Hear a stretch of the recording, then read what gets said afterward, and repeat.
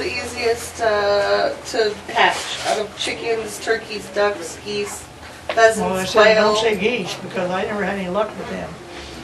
But I put quail and everything else in that incubator at the same time. And those darn little quail that have that tray in there with them baby quail ready to hatch. Well, you want to get them to hell out of there so the chickens don't hatch first and they run over them. And then I was telling the guy here tonight that I've had turkeys or pheasants and stuff, and you'd swear they were dead. They'll be laying down on their last legs, and you put them in the incubator where they get real hot fast and they'll come out of it.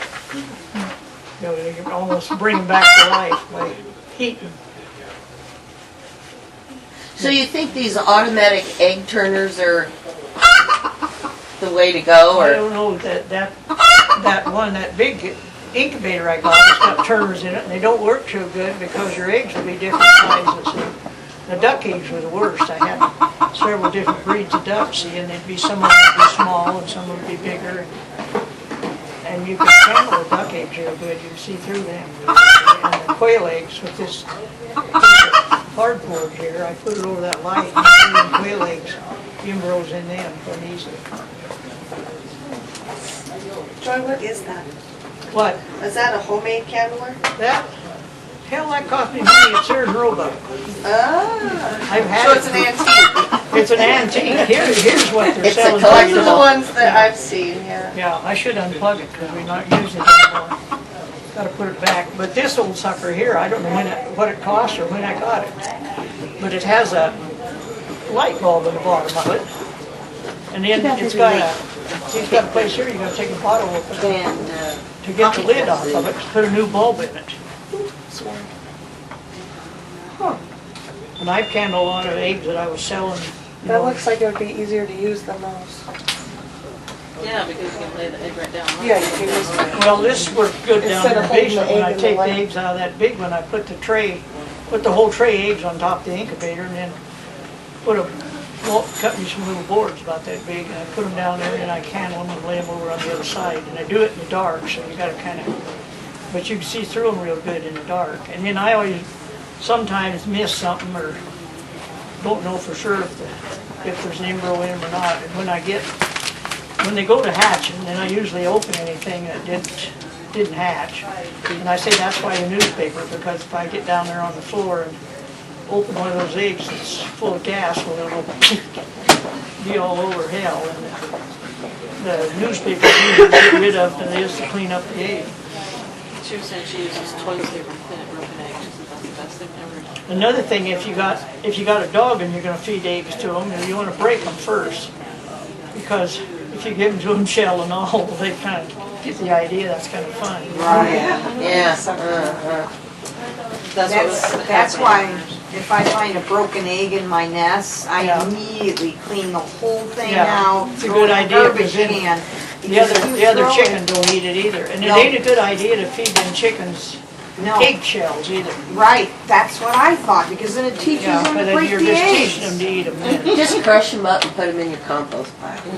Yeah, don't get them near But the chickens. the best thing, and because that's they'll something be else you just want as to keep smart. with your chickens, especially if you're hatching eggs, is oyster shell. Oh, yeah. And I bought a sack a while back, 50 pounds or something, then I see they got little ones over there. Hell, I only got about 30 chickens now, so that 50-pound sack will last me forever.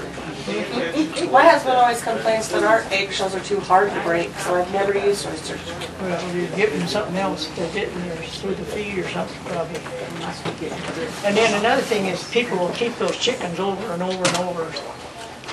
Oh, Jody's guilty of that. And they get to raising inferior eggs, because it's just like me having a baby. After they get a couple years old, well, they're old women, see, and they don't lay as good an egg. But And the shell for on the making babies or for eating? Or For both? eating or either one, you're just keeping them for the hell of it, because they're not going to lay that good. Gotcha. So you get about 2 years then? Yeah, well, we used to get them in January or February. We'd buy several hundred. And then I would dispose of a whole pen full in October. So they was like 18 months. And you could sell them chickens. I had Leghorns and I had Browns bulls. You could sell them live for 50 cents.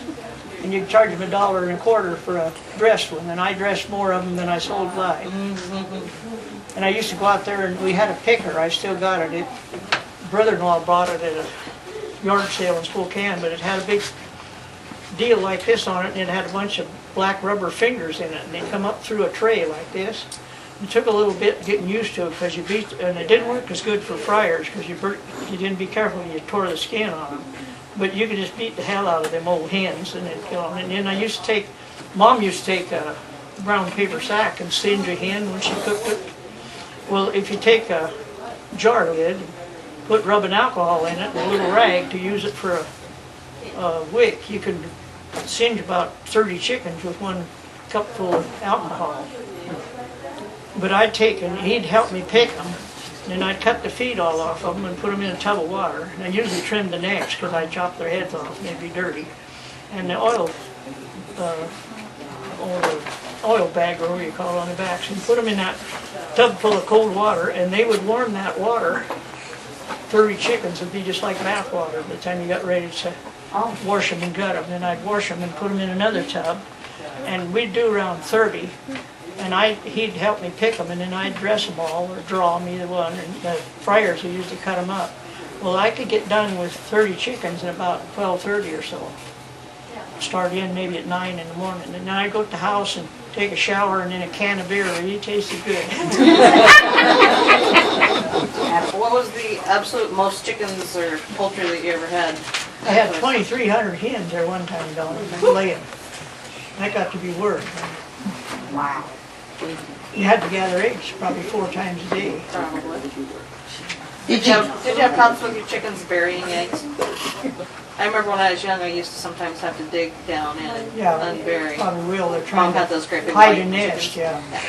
But Walt took like a 4x8 sheet of plywood, and he cut little square holes in them. There's a couple of them still, one hanging in that east barn and one out in one of them laying houses. And he made nests, manufactured them, and then he made some long ones, and he even hinged the roofs on them so you could shut them up at night. Oh, okay. And then I don't know where we got them, but we had 8 or 10 tin ones that had 10 nests on them, and they were getting all rusted out in the bottom. I gave several of them away. I think there's still 1 or 2 hanging in the hen house.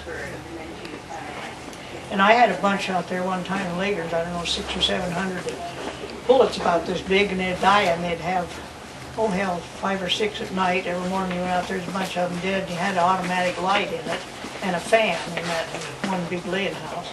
Well, I went out there one night and I was taking those suckers. I'd roost them about 100 of them and give up. And then I was in there one night and the lights come on.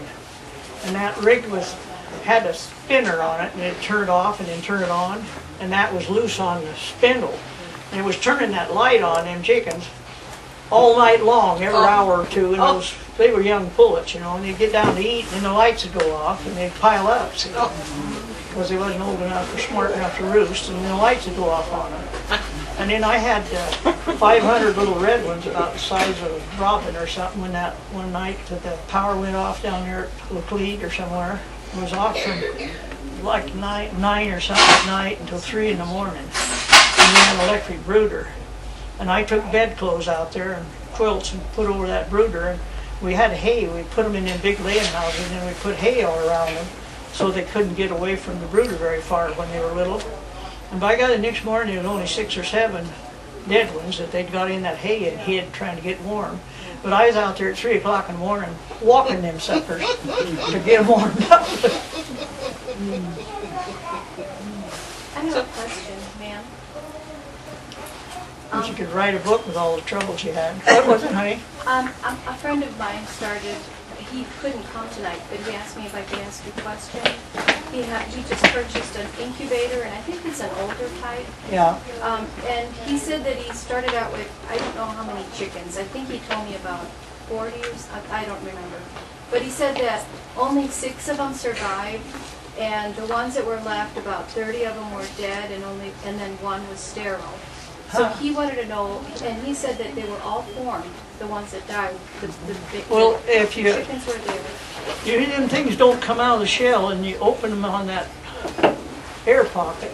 And if they're dirty and they're wet or black looking, well, they've died in the shell. And if it's like white in there, but what I'd suggest if that many of them was dead is there's a good chance he got them too hot. He wondered, because he said that, you know, the water that he had in the incubator was smelly. Yeah, And well, he that's wondered- exactly what I was telling you that I did to one of those styrofoam ones. I washed it with, So does it permeate the eggshell then? no, it shouldn't do anything to the egg. I The dumped the smell. water out and put clean water in. That's about all you could do. So you think maybe it was. But I just imagine he's cooked them is what's happened. He's got it too hot. And they'll get up to like probably just like having a fever or something. But see that old incubator, that big one I got, said to keep those eggs at 97 degrees, and that isn't hot enough. And there was all those banties I hatched last year. I had the best luck in the world with them, and I had it on 100. Keep it right at 100. And then I just leave the water in them trays until it's got a fan on it, and then when it evaporated, then I put new water in it. Yeah, and I don't know, so he needs to have a fan in it to. Well, not necessarily, honey. If you got a little one like that or something, you turn him a couple, well, it tells you 3 times a day, and most of the time I do it 2. But that shouldn't do it unless you got the wafers on them things. I don't know if you can see one on this one or not. But that's what I was telling you, those kids at school. You can see that. One little damn wafer, it's inside of there. But some of them old ones have got 2 round, I call them wafers, they're like this. And they'll keep the heat, see? And you have to, that big one, I always get it regulated before I put eggs in it. But if you get that, if that wafer starts going to hell, well, then it'll get too hot and it'll get too cold. And I'd suggest if he's got an old incubator to go, probably, I don't know if they got any in here or not. They look like little tuna lids. Yeah, they're just about this big around, and there's 2 of them fits together. Yeah. And they keep the temperature, but that's what I said, those kids at school said they turned them and nothing happened. Well, they killed all the chickens. And I thought you'd probably see one in this, but you can't. There probably is, there's a deal in here, and that's probably the wafer in it's in that. Yeah, we do sell the wafers. Oh, you got wafers here. Yeah, here's what you're talking about right there. And if he's having trouble with that incubator, I'd tell him to buy a pair of these. Well, Joy, thank you very much. Yes. We'll, Thank you. Go home.